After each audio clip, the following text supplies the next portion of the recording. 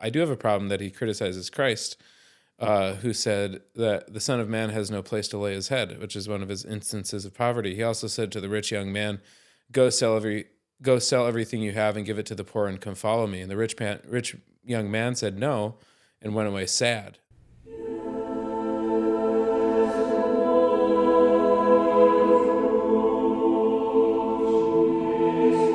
I love Catholics. There are Catholics that love Jesus.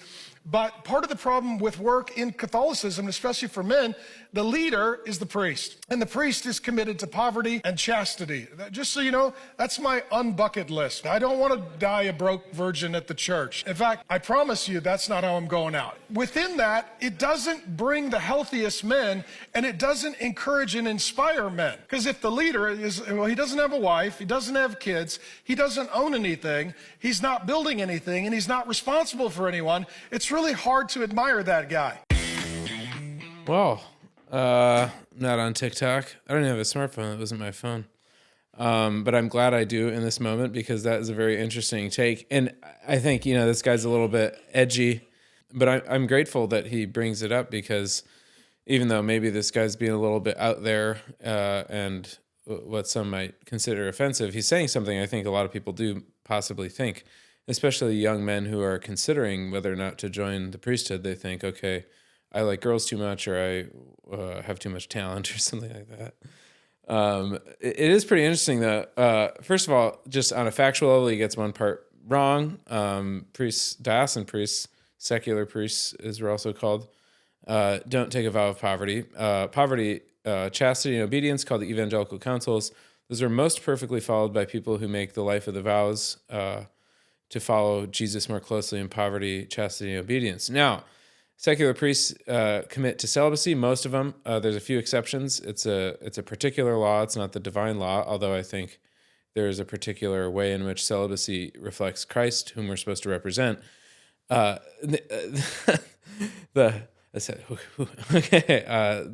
problem that he has is with Christ himself, who was a broke virgin, in his words. I don't want to, sometimes when someone's too big of a fool, you don't want to crush them too much, because it makes your position.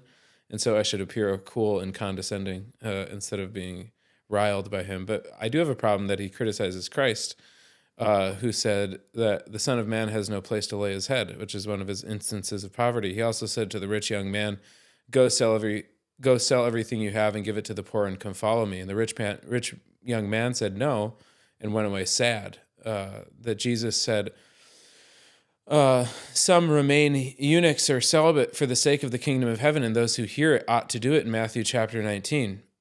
So Jesus himself, who was chaste and virginal, calls people to follow him, men and women, to imitate him in virginity in their own life. So I really would be interested in what this guy has to say about what men thought of Jesus, because men thought pretty highly of Jesus. In fact, they loved him so much that they laid down their lives for him, that they died for him, this poor, broke virgin who is obedient. The other thing is that a priest is somehow less of a man, that he couldn't build something.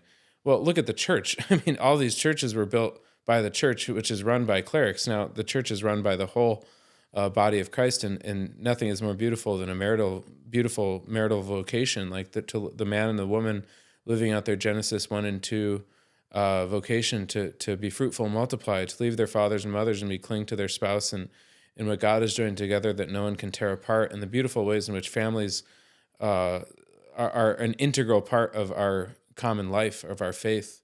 There's very beautiful things, and every priest and religious comes from a family. But at the same time, the way of the evangelical counsels of poverty, chastity, and obedience, and the following of Christ in those ways, and indeed in the sacramental way in which priests live out the church and live out the life of Christ in persona Christi, capitis on this earth. Look at what priests have done over the course of the ages.